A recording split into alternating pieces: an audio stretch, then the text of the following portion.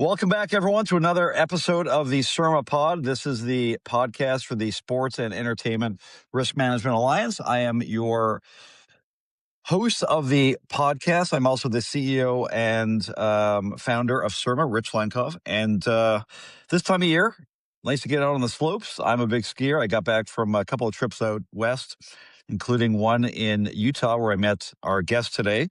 Unfortunately, where I was, there wasn't a great amount of snow, but where Mike is, there is some snow out east. Mike Nellis, welcome to the SERMAPod. Thank you. It's good to be here. So you and I met at the Ski Association conference out in Snowbird, where lots of experts, lots of risk managers were gathering to discuss breaking issues involving risk management of ski resorts. And you work for the state of Vermont. Tell us your title and what your job entails and how long you've been doing it. Okay. I'm the passenger tramway supervisor for the state of Vermont. Basically, what we have in Vermont, we have 30 ski areas and 208 ski lifts. With our department, we work year round, and all we do is ski lifts. So I have two other lift inspectors, and this time of the year, we're kind of just doing spot checks. Everybody is running. I have 29 ski areas open right now and probably over 200 ski lifts running. So we do spot checks in the wintertime. And starting in September 1st, we do our winter inspections. So all of them 208 lifts have to be inspected before they open up to the public.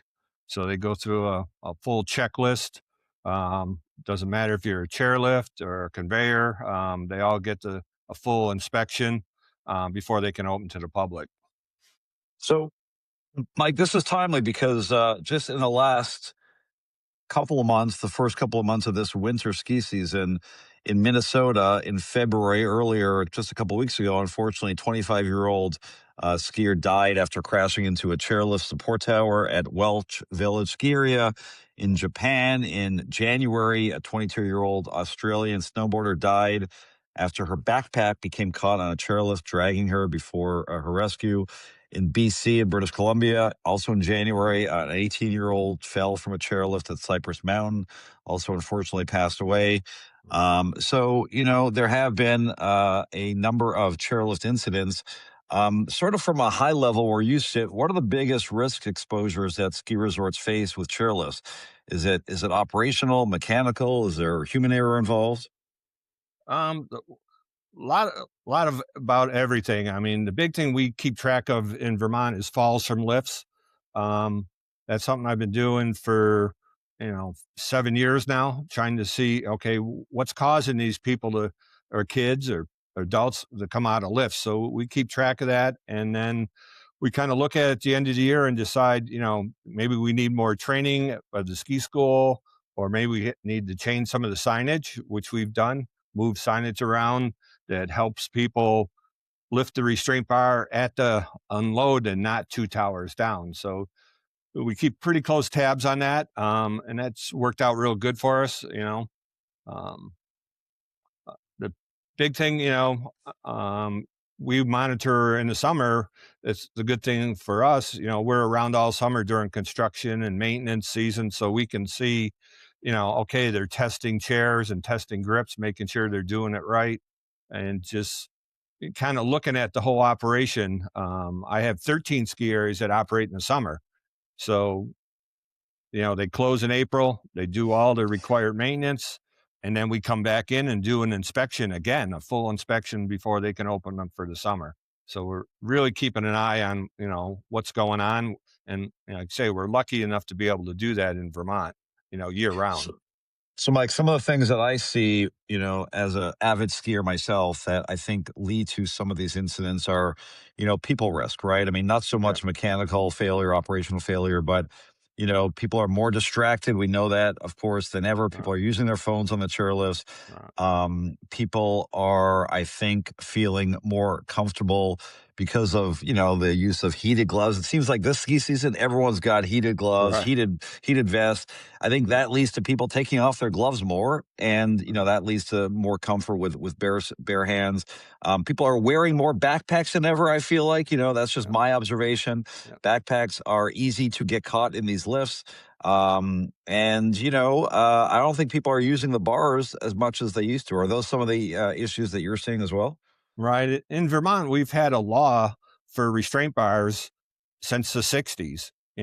Some of the Western states, they still have a lot of chairlifts without restraint bars, but that's something we, have it as a law in Vermont, but it's a fight every day to keep people, using them, and then, making sure they use them right, you know, because what's happened in some of the accidents you're talking about is, say it's a quad chair, they lift the restraint bar early, and then the person next to them isn't ready, and they just drop right out. And that's really common with the little guys.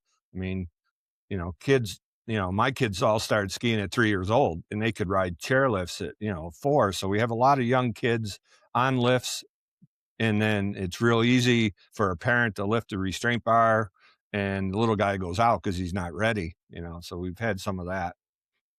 Like, walk us through very briefly, of course, but Yep. some of the inspection protocols involved to reduce liability exposure. I mean, are these daily? Obviously, there are daily inspections. There's probably weekly, but kind of walk us through what your job looks like to ensure the safety in your state of these lifts.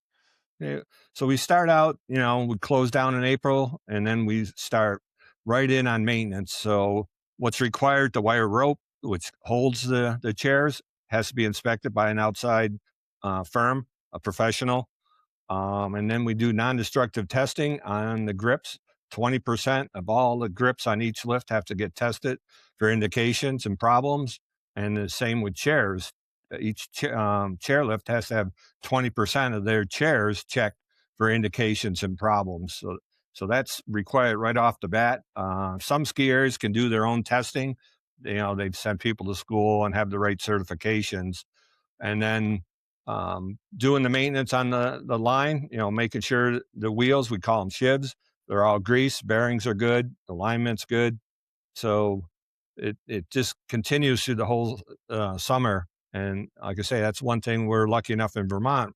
We're actually around to watch that go on, making sure they're doing it right and have the right people in place too. And then, what sort of documentation is involved in the inspections? So we have in Vermont, I designed a check sheet for each type of lift: chair lifts, conveyors, surface lifts. Um, so we stay consistent. So I do inspections too with my guys. We split up the 208 lifts. So we're actually consistent. We're checking the brakes, making sure they're working, checking all electrical. That's real high tech these days. It's all computerized. Making sure that the computers are checking all the safeties. We have switches on towers, switches in terminals, making sure they all work, and that the controls all work with the safeties. So it's something, we go through this checklist, and then any defaults or problems. A lot of times, we're using our cameras more now on our phones, taking pictures of problems. So each skier gets a report with pictures. Okay, you need to fix this, that. You might want to think about doing this, so that's just part of the maintenance checks we do on every ski lift. Like, what about weather variables? Obviously, you're dealing with intense weather variables at ski resorts, particularly in the East where I grew up skiing. Yeah. Wind, ice, temperature swings. How does that change kind of the operational risk decisions? Is there, a certain standard of weather that dictates when to shut a lift down, for example? And you're actually right. I mean, in the East, we have a lot of ice. We deal with a lot of wind in the last 2 years. So it's up to the ski areas to come up with a procedure on that particular lift. Everyone's a little bit different. Some are exposed more than others, but knowing when they need to shut lifts down. So that's real critical. Mostly on the detachables.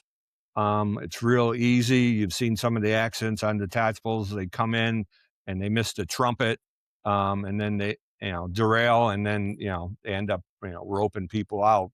But it's knowing when to say we've had enough, and I think we've been preaching that in Vermont for a bunch of years. That it wasn't that long ago where owners would, take that risk and run in the wind and run in the icing conditions. And it seems like now, ownership has really looked at it and said, we can't afford to have an accident or rope a lift, with 200 people on it in an ice storm. So it's come a long ways. It's nice to see that the ski areas are finally realizing that there is a limit. Like, I know, last question I think we have is, I know that there has been some advances in some of the technology involving lifts. On the other hand, some of these lifts have literally not changed, right? Since, Right. back when I, was learning how to ski back in the day. Any innovations, any technology that is making, safety more of a priority? I know when we were together at the conference, we talked about, chairlifts with these bubbles that come down. Yeah. How's that affecting what you do? Yeah, so we have bubble chairs, we have heated seats. The one thing that's come out on a lot of the fixed grips, there's a little adapter you can bolt on to the restraint bar that sits between a person's leg. It helps them from falling out, and that's worked out really good. So we have that on the detachables and fixed grips now. That it's an option. You can buy it with the new lift, or you can add it to your lift, and stuff like that has really helped out, with the ski schools and, trying to keep people seated. Like I say, I think the biggest thing we've dealt with is signage, making sure, that they're not opening the restraint bar 5 towers out from the top, just, trying to train people. Okay. You can wait till you get to the ramp and then raise your restraint bar, and you have plenty of time to get out. So, Mike Nellis, thank you so much. We're watching some amazing skiing in the Olympics. I know some of yeah. those Olympians are from Vermont. Right. You probably are familiar with some of them. Like I said, I grew up skiing at Jay Peak, Stowe, Killington, all over Vermont, so I love that state and really appreciate you coming on. And really appreciate, of course, want to give a shout out to the Nashville Ski Areas Association, the NSAA, which provides amazing content in the space. They're a strategic partner of SERMA, and it was at their amazing winter conference that Mike and I met. Mike, again, thanks so much for joining us on the SERMAPod. Thank you. I appreciate it.